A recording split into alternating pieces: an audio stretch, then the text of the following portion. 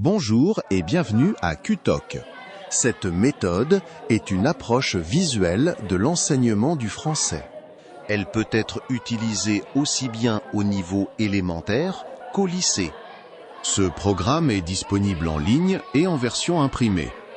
La version numérique que vous êtes en train de consulter comprend des fonctionnalités interactives innovantes que je vais vous présenter. Tout d'abord, comprenons la démarche pédagogique. Tout enseignant sait que l'utilisation d'images permet une compréhension et une mémorisation rapide du vocabulaire. Maurice Hazan, le créateur de QTalk, a choisi de mettre cette approche en pratique et, plutôt que de travailler avec une image isolée, d'inviter les élèves à interpréter des visuels placés côte à côte, représentant des phrases complètes.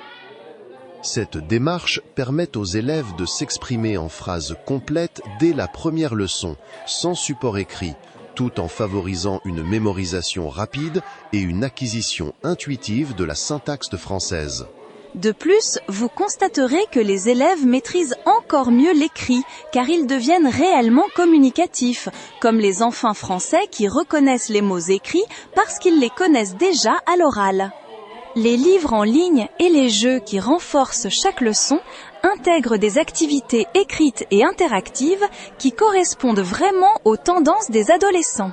En bref, ils adorent cette méthode. Et moi, ça m'a fait redécouvrir la raison pour laquelle je voulais enseigner le français. Les faire parler de leur vie de tous les jours, leur faire jouer des jeux en français et créer de vrais dialogues. Au début, je m'imaginais pas enseigner le français en images avec mes élèves de middle school. Un jour, j'ai essayé un des livres en ligne et j'ai réalisé que même les élèves qui participaient jamais se mettaient soudain à parler. Je fais mes devoirs chez moi avec une copine. Je mange au restaurant avec un copain en vacances. En fait, le texte, il est présent dans les pages de présentation, mais quand les images sont juxtaposées sans les mots en dessous, ça donne envie aux élèves de dire ces phrases à voix haute. Et ça, c'est l'aspect le plus important de cette méthode. C'est que les élèves veulent vraiment parler. On n'est plus du tout dans la production orale artificielle. C'est vraiment l'acquisition du français. Le fait d'associer un vocabulaire parfois abstrait à des images simples, claires et colorées procure aux élèves un sentiment de facilité immédiate. En fait, on appelle ça la grammaire en contexte.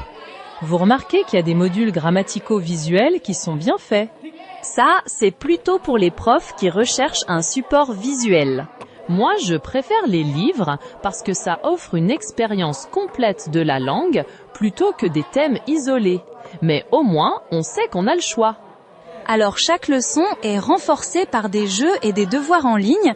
Du coup, moi, je peux me concentrer sur l'enseignement et plus sur les préparations ou à corriger des devoirs tous les soirs. Mes élèves ont un choix d'activités très sympas, y compris la reconnaissance vocale et des vidéos. Et tout ce qu'ils font est enregistré dans mon tableau de bord, donc ça m'économise du temps. Si vous cherchez un outil qui fasse parler les élèves et qui permet en même temps d'atteindre tous les objectifs grammaticaux, je recommande vraiment ce programme.